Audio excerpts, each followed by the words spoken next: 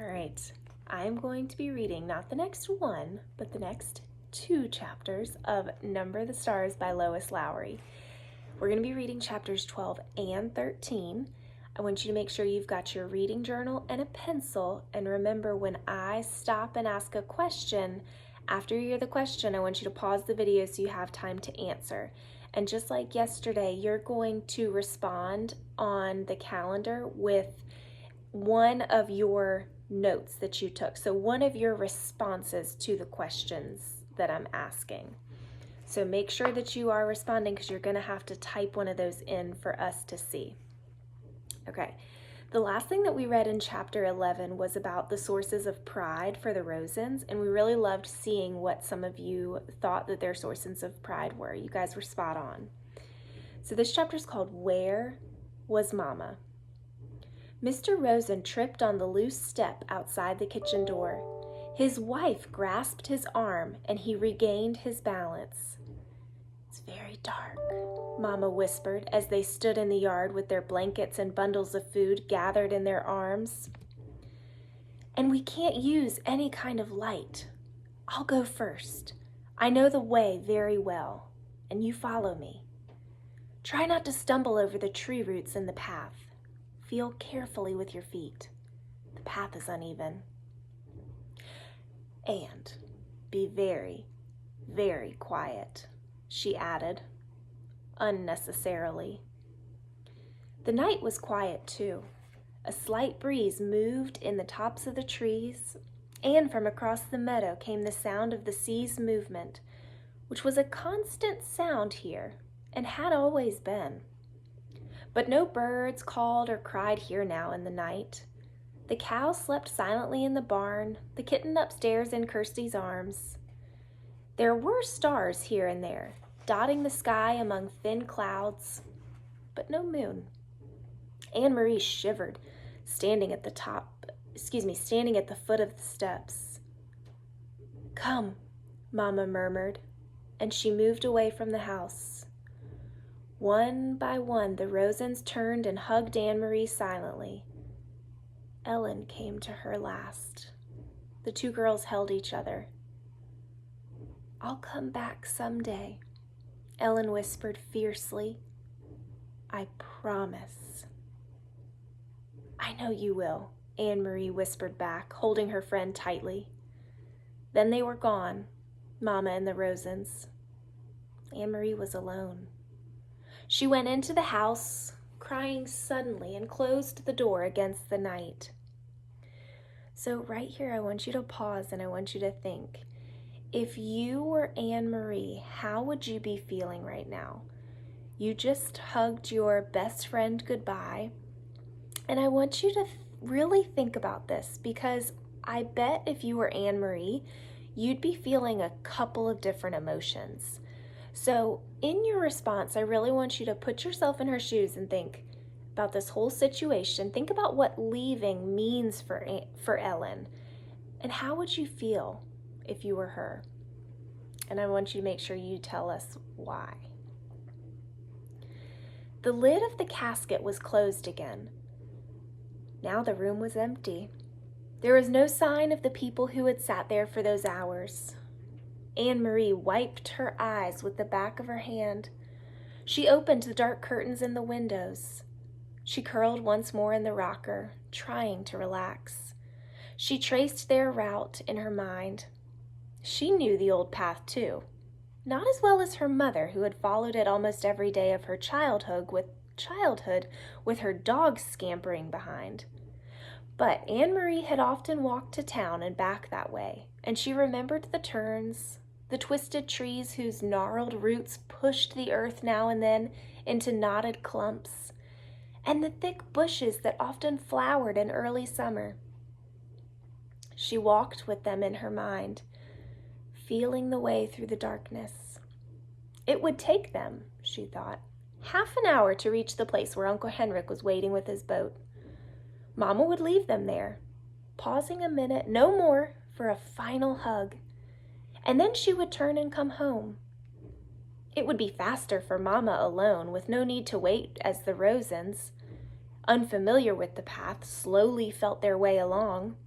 Mama would hurry, sure-footed now, back to her children. The clock in the hall struck once. It was 2:30 in the morning. Her mother would be home in an hour, Anne-Marie decided. Excuse me, I'm so sorry. She rocked gently back and forth in the old chair. Mama would be home by 3:30. I want you to pause here. Anne-Marie is walking through the path with Mama and the Rosens in her mind. Remember, Anne-Marie is staying at home or at Uncle Henrik's house, and they've left, and she's walking through on the path with them in her mind, and then she's very sure, she's deciding that Mama will be home at a certain time. Why do you think Anne-Marie is doing that? Why is she following along with them in her mind and being very sure that Mama's going to be home at a certain time? I think that's kind of interesting. Why do you think Anne-Marie's doing that? She thought of Papa back in Copenhagen alone. He would be awake too. He would be wishing he could have come, but knowing too that he must come and go as always, to the corner store for the newspaper, to his office when morning came. Now he would be afraid for them and watching the clock, waiting for the word that the Rosens were safe, that Mama and the girls were here at the farm, starting a new day with the sun shining through the kitchen window and cream on their oatmeal. It was harder for the ones who were waiting, Anne-Marie knew. Less danger, perhaps, but more fear. She yawned, her head nodded. She fell asleep, and it was in a sleep as thin as the night clouds, dotted with dreams that came and went like the stars. Light woke her. But it was not really morning, not yet. It was only the first hint of a slightly lightening sky, a pale gleam at the edge of the meadow, a sign that far away somewhere to the east where Sweden still slept, morning would be coming soon.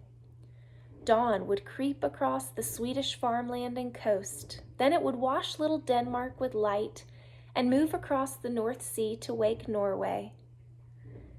Anne-Marie blinked in confusion, sitting up, remembering after a moment where she was and why. But it was not right. The pale light at the horizon, it should still be dark. It should still be night. She stood stiffly, stretching her legs, and went to the hall to look at the old clock. It was past 4 o'clock. Where was Mama? Perhaps she had come, not wanting to wake Anne-Marie, and had gone to bed by herself. Surely that was it. Mama must have been exhausted. She had been up all night, had made the dangerous journey to the boat, and returned through the dark woods, wanting only to sleep.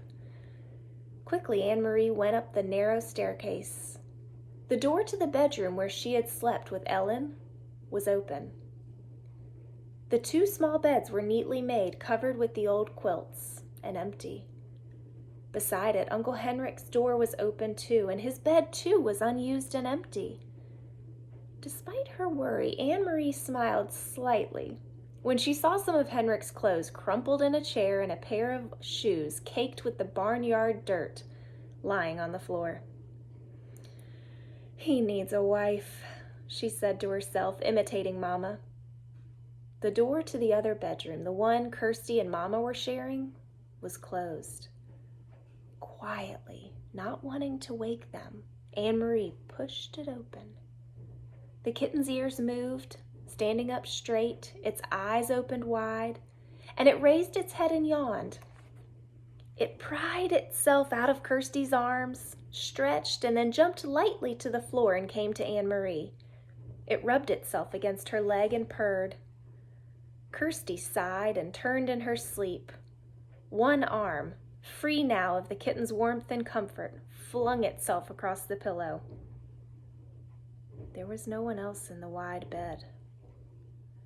Anne-Marie moved quickly to the window which overlooked the clearing that led to the path's entrance.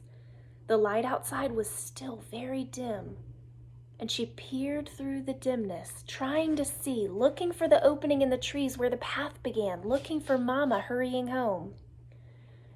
After a second, she saw a shape there. Something unfamiliar. Something that had not been there the day before. A dark shape, no more than a blurred heap at the beginning of the path. Anne-Marie squinted, forcing her eyes to understand, needing to understand, not wanting to understand. The shape moved, and she knew. It was her mother, lying on the earth. Now, don't worry, I'm not going to do it to you. I know that's a cliffhanger, but I'm going to keep reading. So, chapter 13, this is called Run as Fast as You Can. Still moving quietly so as not to wake her sister, Anne-Marie sped down the stairs and through the kitchen door. Her foot caught the loose step and she faltered for a moment, righting herself, then dashed across the ground to the place where her mother lay. "Mama!" she called desperately. "Mama!" "Shh," Mama said, raising her head. "I'm all right." But Mama," Anne-Marie asked, kneeling beside her, "what's wrong? What happened?" Her mother pulled herself to a sitting position. She winced in pain. "I'm all right, really. Don't worry. And the Rosens are with Henrik. That's the important thing." She smiled a little, though her face was drawn with pain and she bit her lip, the smile fading. "We got there quickly, even though it was still so dark, and it was difficult for the Rosens, not knowing the path.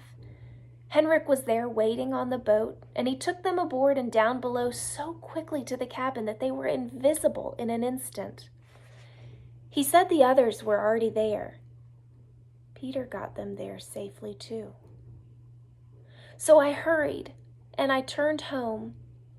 I was so anxious to get back to you girls. I should have been more careful." Talking softly, she brushed some grass and dirt from her hands. "Can you believe it? I was very nearly here, well, maybe just halfway, when I tripped over a root and went sprawling." Mama sighed. "So clumsy," she said, as if she were scolding herself. "I'm afraid my ankle is broken, Anne-Marie.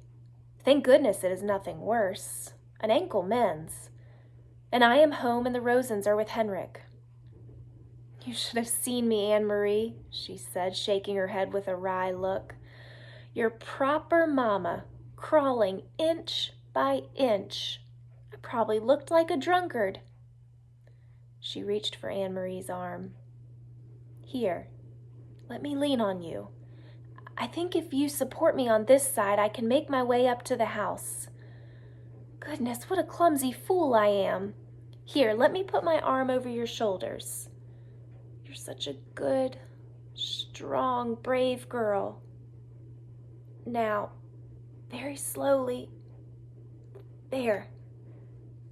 Mama's face was white with pain. Anne-Marie could see it even through the faint light of the approaching dawn. She hobbled, leaning heavily on her daughter, pausing again and again toward the house. "When we get inside, I'll have a cup of tea and then we'll call the doctor. I'll tell him that I fell on the stairs. You'll have to help me wash away the grass and twigs. Here, Anne-Marie, let me rest for a minute."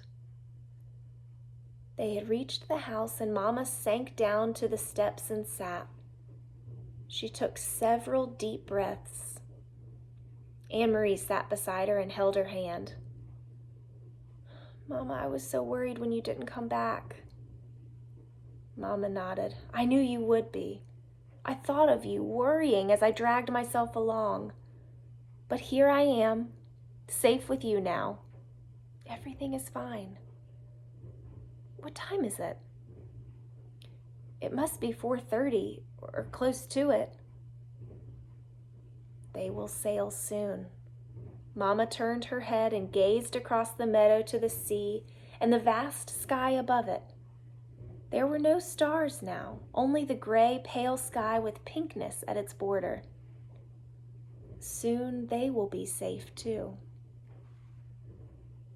Anne-Marie relaxed. She stroked her mother's hand and looked down at the discolored, swollen ankle. "Mama, what is this?" she asked suddenly, reaching into the grass at the foot of the steps. Mama looked. She gasped. "Oh my God," she said. Anne-Marie picked it up. She recognized it now, knew what it was. It was the packet that Peter had given to Mr. Rosen. "Mr. Rosen tripped on the step, remember? It must have fallen from his pocket. We'll have to save it and give it back to Peter." Anne-Marie handed it to her mother. "Do you know what it is?" Her mother didn't answer. Her face was stricken. She looked at the path and down at her ankle. "It's important, isn't it, Mama? It was for Uncle Henrik. I remember Peter said it was very important. I heard him tell Mr. Rosen." Her mother tried to stand but fell back against the steps with a groan. "My God," she murmured again. "It may have all been for nothing." Anne-Marie took the packet from her mother's hand and stood.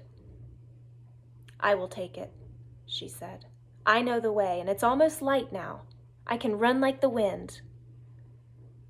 Mama spoke quickly, her voice tense. "Anne-Marie, go into the house and get the small basket on the table. Quickly, quickly.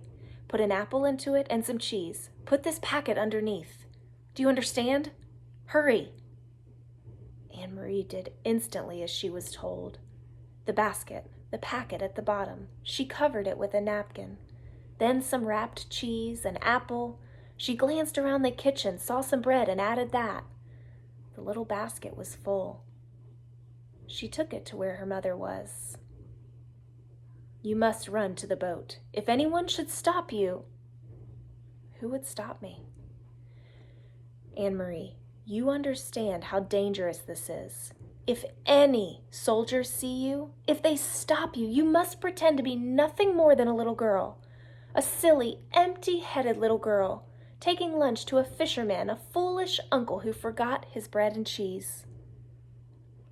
"Mama, what is it at the bottom?" But her mother still didn't answer the question. So friends, your last question for today is going to be, why do you think Mama won't tell Anne-Marie what's in the packet? So Anne-Marie keeps asking. She's asked Mama a couple of times, and Mama just refuses to answer. Why do you think Mama won't tell Anne-Marie? And does that connect to something else that you've previously read in the story? If so, tell us what that connects to. "Go," she said firmly. "Go right now and run as fast as you can." Anne-Marie kissed her mother quickly, grabbed the basket from her mother's lap, turned, and ran toward the path. And that is where I leave you today, my friends. Goodbye.